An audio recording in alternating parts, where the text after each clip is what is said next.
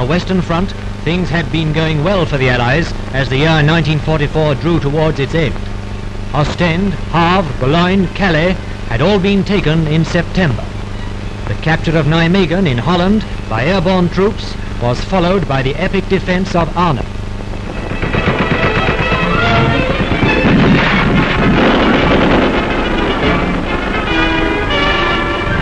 The beginning of November saw the British and Canadians successfully drive the Germans from the Scheldt estuary, and Antwerp's great port was opened for incoming Allied war supplies.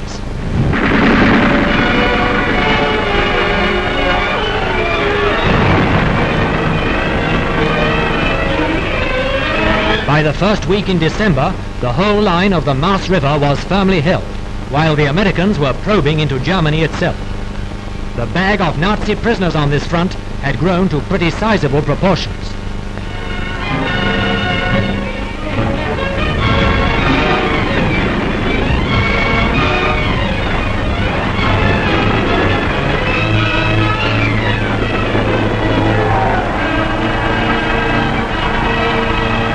For the townsfolk and peasants living along this troublous frontier, relief had come. Relief from German bondage. Back they flocked to their shattered homes to start life anew, with the help of their Allied friends in the fighting forces.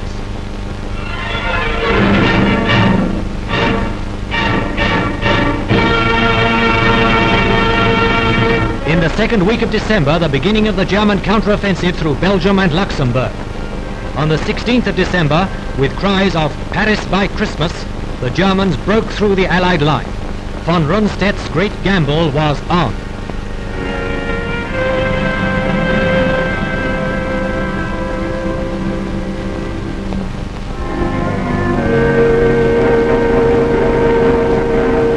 Again was seen the heartbreaking spectacle of refugees fleeing from the homes to which they had so lately returned.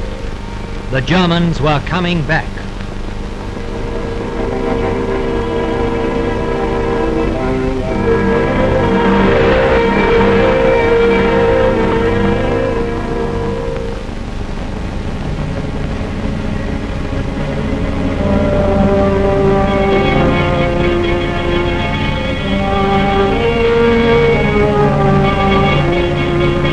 Within a fortnight, the German attack had developed into a full-scale offensive along an extended front. The Americans took the main weight of the initial German thrust, estimated as at least 13 divisions.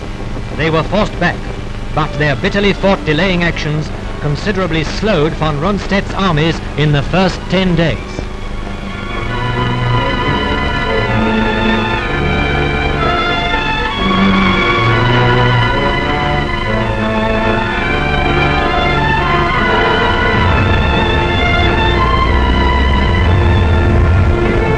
The Allied Tactical Air Force did sterling work during these anxious days, but consistently bad flying weather severely restricted operations from the air.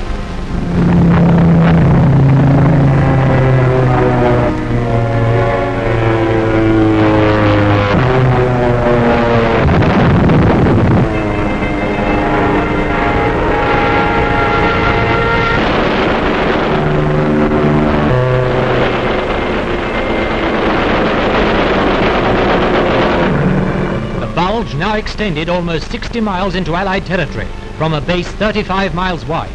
The German offensive was fully stretched. Von Rundstedt had picked the time for his attack to coincide with a run of appalling weather. The weather conditions under which the advance began can be seen in these pictures, captured from the Germans. On December 16th, von Rundstedt had told his men, "Your great hour has struck. Everything is at stake." It was indeed a desperate bid. A German victory was urgently needed to bolster falling morale inside Germany. Von Rundstedt's first objective was to relieve Allied pressure threatening the vital war industries of the Saar Valley. Then would come the splitting of the Allied armies in the north, to be quickly followed by the recapture of Antwerp, Liège, Sedan and Verdun. Such were the plans of the German commander as his troops surged forward triumphantly behind the massed weight of armor and mobile artillery.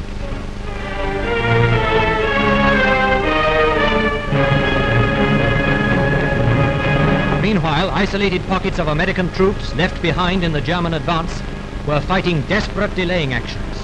To keep them supplied, Allied aircraft braved the weather to drop food and ammunition.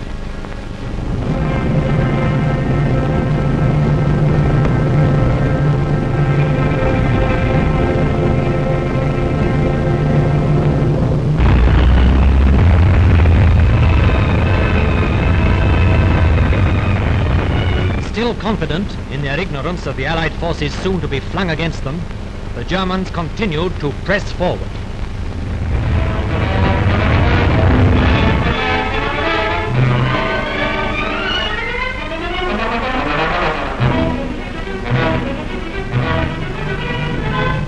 Then the weather eased somewhat, and the Allied Tactical Air Force was at last able to go into action against enemy fighting columns and communications.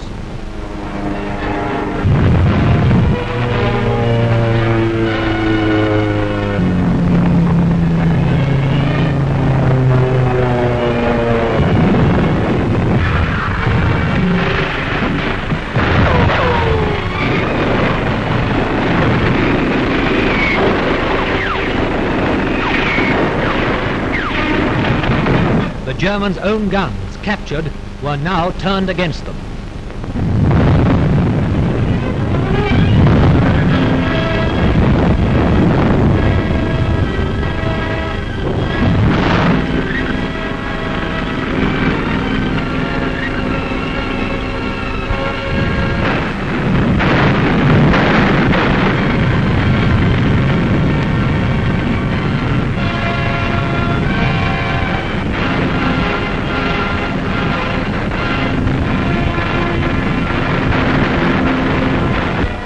Four weeks had passed since von Rundstedt's desperate blow to stave off inevitable defeat had been launched. 4 weeks, and the German offensive had been thrown into reverse gear. The German Bulge was steadily shrinking before the advancing Allied forces. Field Marshal Montgomery, given command of the fighting in the Ardennes, had rushed the British 21st Army Group to the aid of the Americans. Their combined weight proved too much for von Rundstedt's men. The efficiency of British-American teamwork in the field began to pay dividends.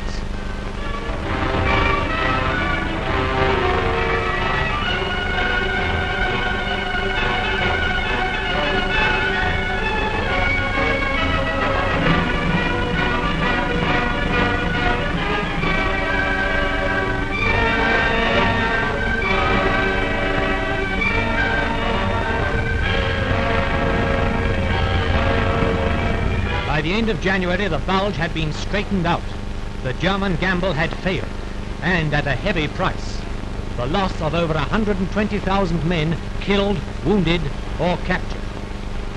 The initiative is again with the Allies, although the coming of heavy snowstorms has slowed down their advance against the retreating Germans. But snowdrifts and blocked roads are no deterrent to Allied activity in the air.